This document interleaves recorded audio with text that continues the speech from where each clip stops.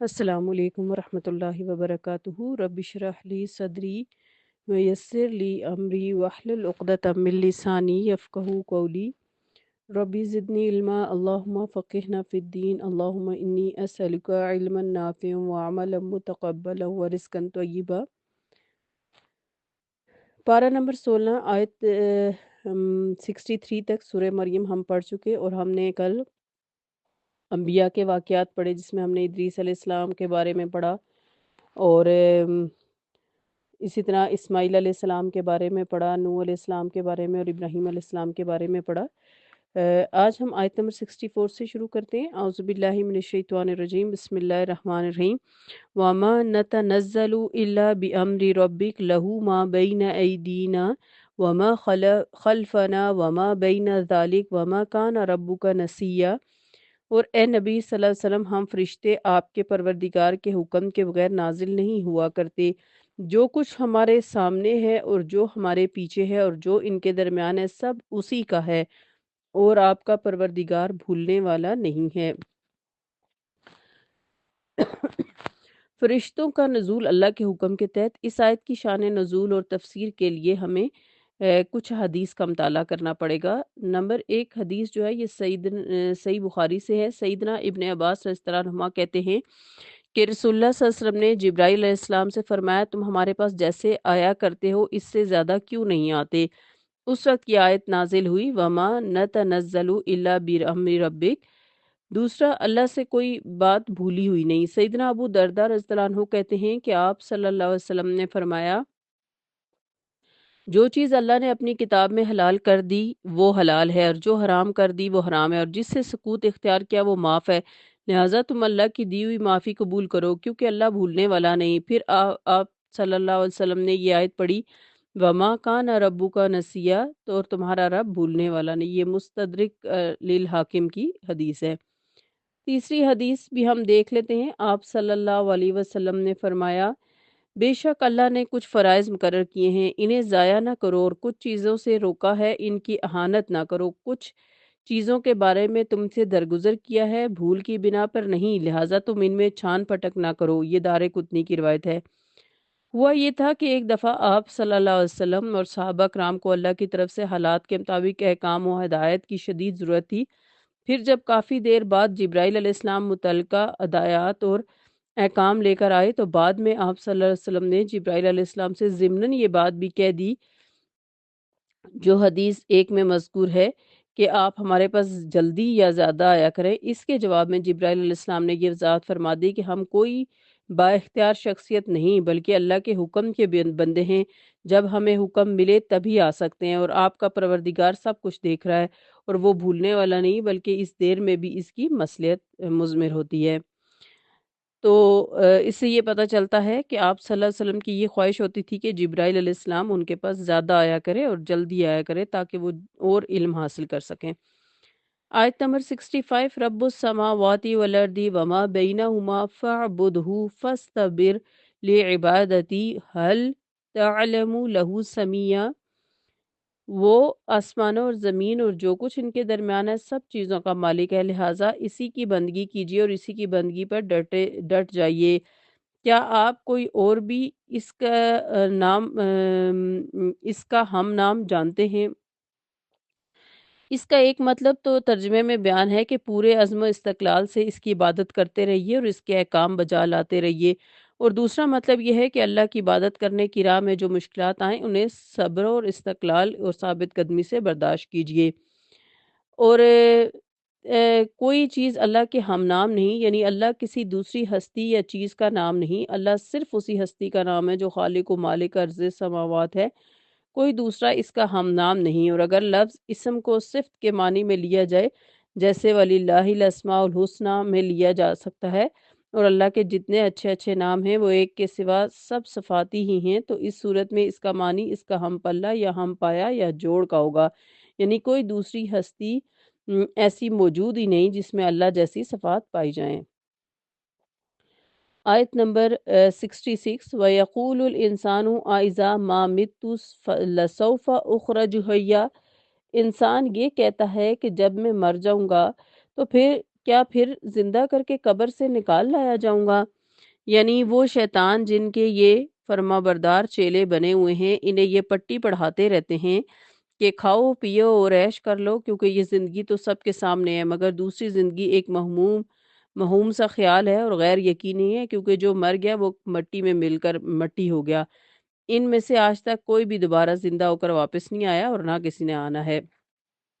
اس لیے شیطان کے کہنے پر وہ بھی ایسے سوالات کرتے۔ آیت نمبر 67، اولا یذکر الانسان انا خلقناہ من قبل ولم یک شیئا، کیا انسان کو یہ یاد نہیں رہا کہ اس سے پہلے ہم نے اسے پیدا کیا جبکہ وہ کچھ بھی نہیں تھا؟ یعنی انسان اس وقت کو یاد کرے جب وہ اس دنیا میں آیا ہی نہیں تھا۔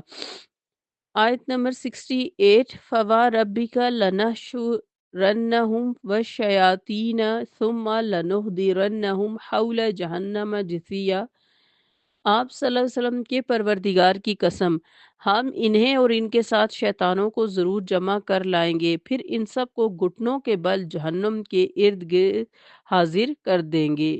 یعنی یہ سب جو شیطان ان کو پٹیاں پڑھا رہے ہیں اور جو یہ شیطانوں کے کہنے میں آ کر آخرت میں دوبارہ جی اٹھنے پر شک کریں، ان سب کو جمع کیا جائے گا، اللہ تعالیٰ ان کو اپنے سامنے جہنم کے کناروں پر حاضر کریں گے۔ آیت نمبر 69، ثم لننزعن من کل شیعۃ ایہم اشد علی الرحمن عتیا، پھر ہر گروہ میں سے ایسے لوگوں کو کھینچ نکالیں گے جو اللہ تعالیٰ کے مقابلے پر سرکش بنے ہوئے تھے۔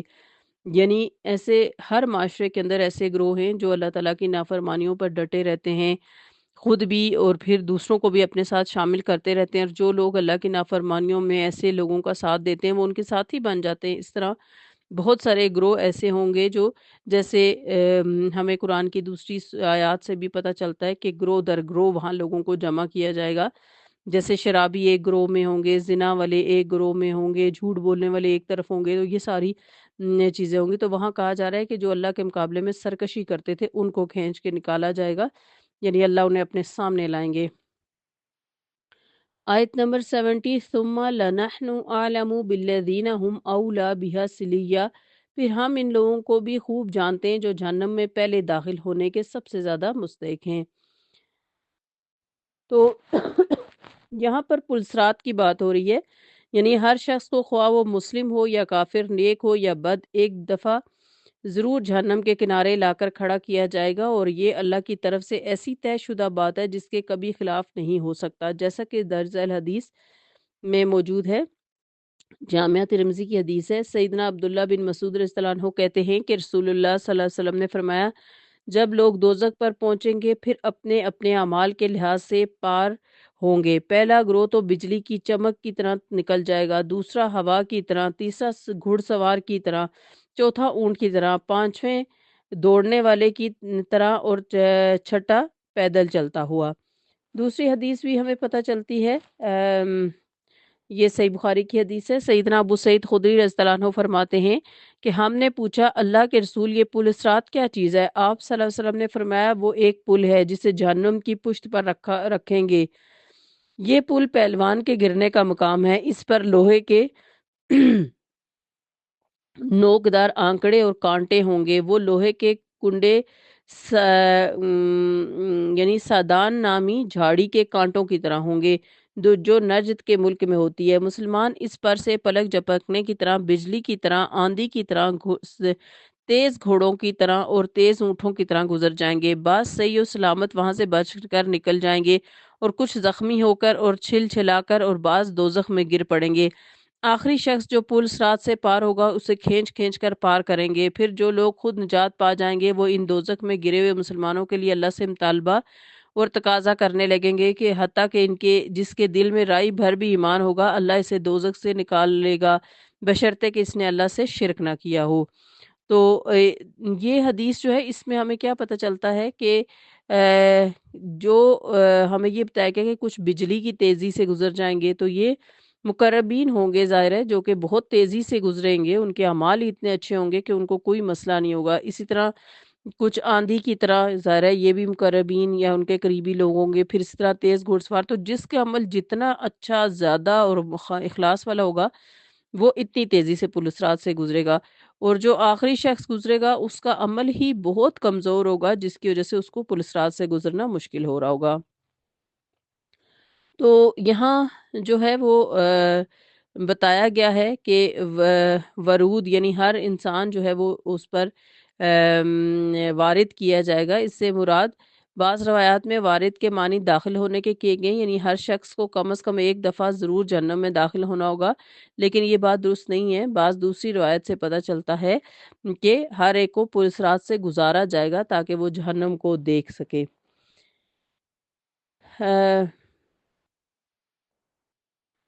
پھر اگلی آیت دیکھ لیتے ہیں، آیت نمبر 72۔ ثم ننجی الذین اتقوا ونذر الظالمین فیہا جثیا، پھر ہم پرہیزگاروں کو تو جہنم سے نجات دیں گے مگر ظالموں کو اس میں گھٹنوں کے بل گرے ہوئے چھوڑ دیں گے۔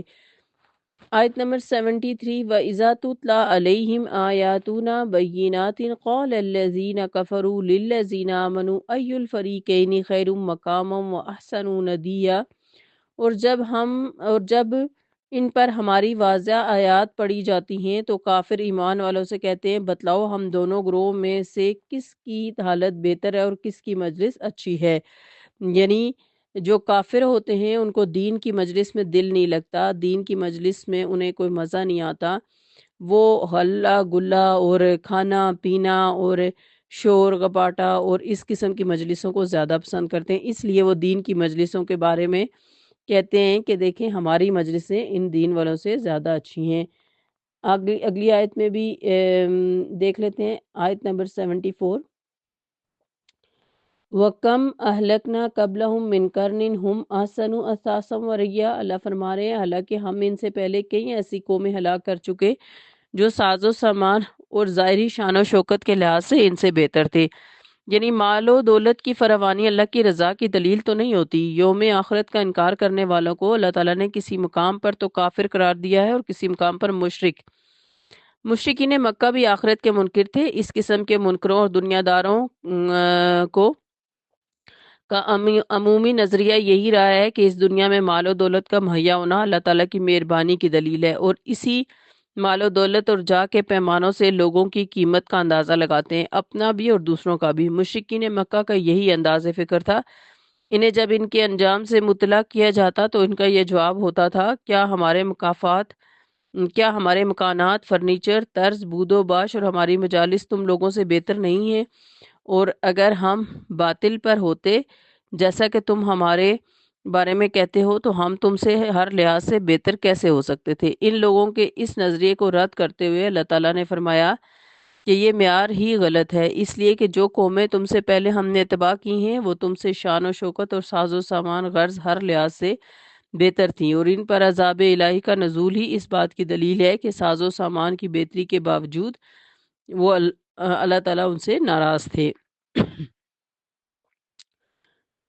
آیت نمبر 75۔ قُلْ مَنْ كَانَ فِي الضَّلَالَةِ فَلْيَمْدُدْ لَهُ الرَّحْمَنُ مَدًّا حَتَّى إِذَا رَأَوْا مَا يُوعَدُونَ إِمَّا الْعَذَابَ وَإِمَّا السَّاعَةَ فَسَيَعْلَمُونَ مَنْ هُوَ شَرٌّ مَكَانًا وَأَضْعَفُ جُنْدًا۔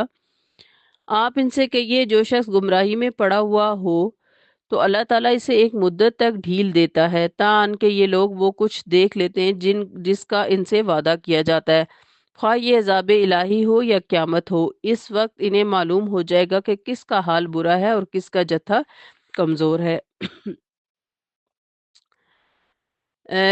یعنی انعامات کی فراوانی سے آزمائش، اس کے بجائے اصل صورتحال یہ ہوتی ہے کہ جو لوگ دنیا کے ساز و سامان میں دل لگا کر اس کی دل فریبیوں پر ریجھ گئے ہوتے ہیں، اللہ تعالیٰ ان پر مزید انعامات کی بارش کیے جاتا ہے اور اس انداز سے ان کی آزمائش کرتا ہے، پھر اس کی ایک حد مقرر ہوتی ہے۔ اگر اس عرصے میں وہ اللہ کی طرف رجوع کر لیں اور دین حق کی طرف لوٹ آئیں تو بہت اچھا، ورنہ انہیں عذاب سے دوچار ہونا پڑے گا، اور ایسا عذاب دنیا میں بھی آ سکتا ہے جیسا کہ سابقہ اقوام پر آ چکا ہے، اور اگر دنیا میں بچ جائیں تو قیامت کو ضرور انہیں اس سے سابقہ پڑنے والا ہے، اور اس وقت انہیں قدر عاقبت معلوم ہو جائے گی اور یہ بھی پتہ چل جائے گا کہ حقیقتاً خوشحالی کس فریق کا مقدر ہے اور سوسائٹی کے لحاظ سے کون زیادہ بہتر ہے۔ آیت نمبر 76۔ وَيَزِيدُ اللَّهُ الَّذِينَ نعتدو ہدا والباقیات الصالحات خیر عند ربک ثوابا وخیر مردا۔ اور جو لوگ راہ راست پر چلتے ہیں اللہ انہیں مزید ہدایت عطا کرتا ہے، اور باقی رہنے والی نیکیاں ہی آپ کے پروردگار کے نزدیک ثواب اور انجام کے لحاظ سے بہتر ہیں۔ یعنی ہر واقعہ مومن کی ہدایت میں اضافہ کرتا ہے، یعنی کافروں کی تو خوشحالی سے آزمائش ہوتی ہے، اور ہر نعمت اور خوشحالی کے موقع پر ان کی گمراہی میں مزید اضافہ ہوتا رہتا ہے۔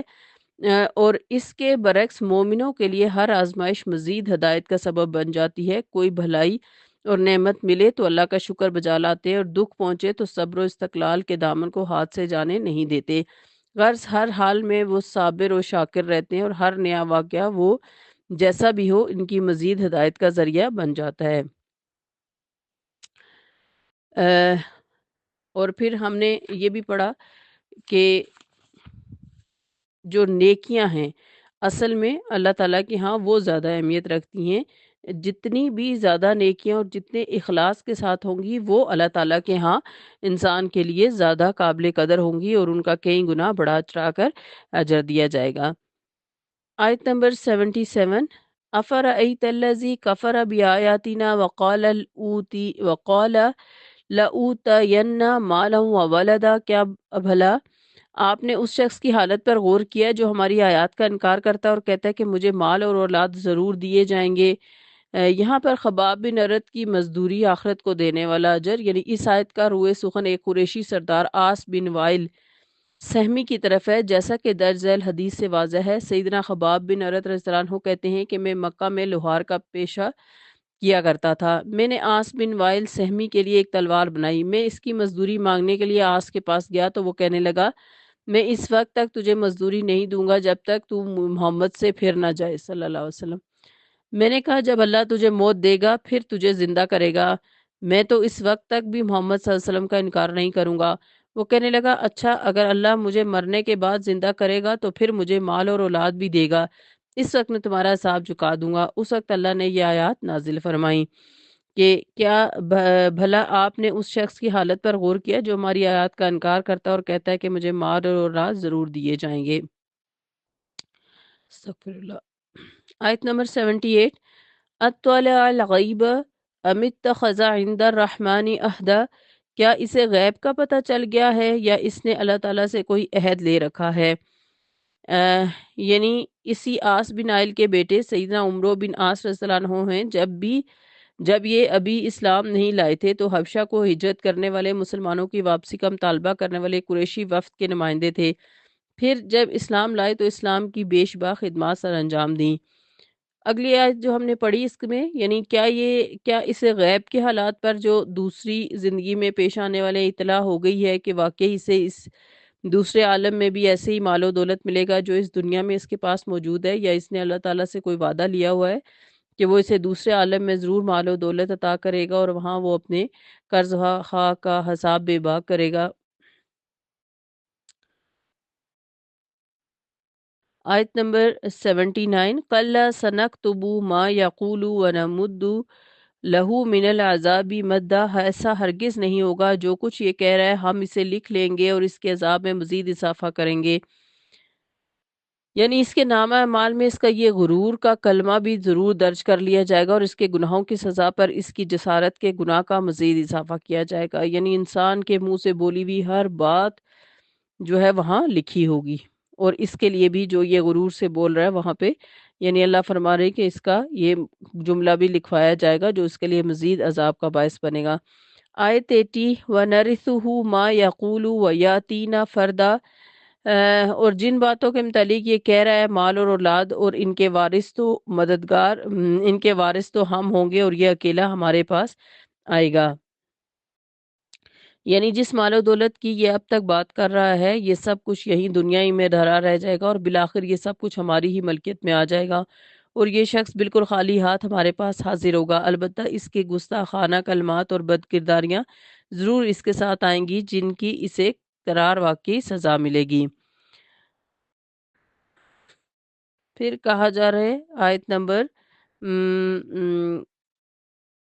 81 وَاتَّخَذُوا مِن دُونِ اللَّهِ آلِهَةً لِيَكُونُوا لَهُمْ عِزًّا، نیز ان لوگوں نے اللہ کے سوا دوسرے معبود بنا رکھے ہیں تاکہ وہ ان کے مددگار بنیں۔ یعنی لفظ از کا معنی یہ ہے کہ ان کے معبود ان کے لیے عزت بن جائیں گے، اور عزت سے مراد عربی زبان میں کسی شخص کا ایسا طاقتور اور بالادست ہونا ہے جس پر کوئی ہاتھ نہ ڈال سکے۔ ان کے معبودوں کا ان کے لیے سبب عزت ہونا یہ معنی رکھتا ہے کہ وہ ان کی حمایت پر ہوں گے، جس کی وجہ سے ان کا کوئی مخالفت یہ نہیں کر سکے گا، ان پر ہاتھ نہیں ڈال سکے گا۔ آیت نمبر 82 کَلَّا سَیَکْفُرُونَ بِعِبَادَتِہِمْ وَیَکُونُوا عَلَیہم ضِدًّا، ایسا ہرگز نہیں ہوگا، وہ معبود تو ان کی عبادت ہی سے انکار کر دیں گے بلکہ الٹا ان کے مخالف بن جائیں گے۔ یعنی وہ کہہ دیں گے کہ ہم نے ان سے کب کہا تھا کہ وہ ہماری عبادت کیا کریں، نیز ہمیں تو آج تک یہ معلوم ہی نہیں ہو سکا کہ وہ ہماری عبادت کرتے تھے۔ تو یہاں پر آپ دیکھیں مشرکین مکہ کی ضد کے بارے میں بتایا جا رہا ہے کہ کیسے وہ اللہ سبحانہ و تعالیٰ کے ساتھ ضد کرتے تھے، اور کسی بھی یعنی بات کو ماننے کو تیار نہیں تھے کہ آخرت آئے گی اور اس میں حساب کتاب دینا، اور اپنی مرضیاں کرتے تھے دنیا کی زندگی میں، اور مرضی سے اٹھتے بیٹھتے تھے، جس کا انجام اللہ تعالیٰ نے قرآن پاک میں بتایا ہے کہ اللہ تعالیٰ کیسے انہیں جہنم میں کھینچ کے لے آئیں گے، اور ان کے کرتوت اور ان کی بولی ہوئی ایک ایک بات ان کے لیے سامنے لائی جائے گی اور ان کے لیے مزید عذاب کا باعث بنائے گی۔ اللہ تعالیٰ ہمیں اپنے رب کی فرما بردار بنائے اور ذرا سی نافرمانی بھی ہم نہ کریں۔ اللہ ہمیں ہدایت عطا فرمائے اور ہدایت پر استقامت عطا فرمائے، آمین۔ سبحانک اللہم و بحمدک، نشہد ان لا الہ الا انت، نستغفرک و نتوب الیک۔ السلام علیکم ورحمۃ اللہ وبرکاتہ۔